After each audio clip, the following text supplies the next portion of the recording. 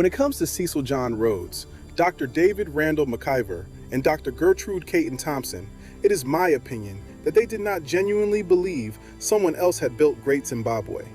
Rather, I believe the narrative served a political and economic purpose, to justify the continued seizure of African land and resources. My reasoning is simple.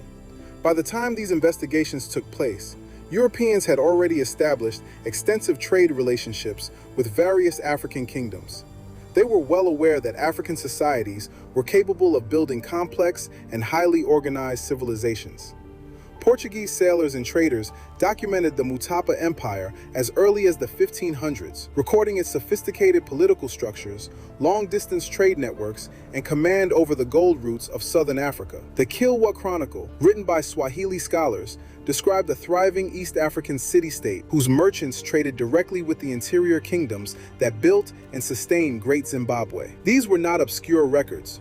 European powers drew on them actively as they mapped and penetrated the continent. That reality created a problem for European colonialism. If the broader European public understood that Africans had long possessed the ability to establish sophisticated societies, it would have been much harder to promote the idea that Africa was somehow incapable of civilization and that Europeans were therefore justified in taking its land and resources. In that context, attributing Great Zimbabwe to someone other than Africans was not simply an archaeological claim. It could serve as a powerful tool for reinforcing a colonial narrative. Cecil John Rhodes amassed vast wealth and power by exploiting African land, labor, and resources. As a British imperialist and Prime Minister of the Cape Colony, he drove the violent colonization of southern Africa, dispossessed indigenous populations, and created monopolistic mining systems that shaped modern economic inequality. Randall McIver and Caton Thompson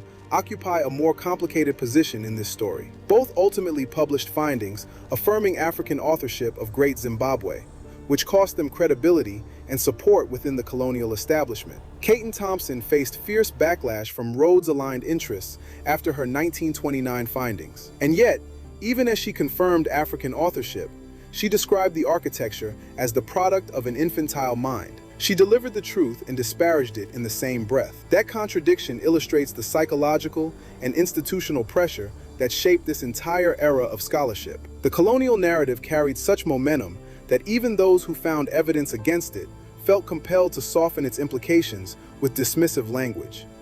The documentary record was already there. Europeans knew. The question was never one of ignorance. It was one of convenience.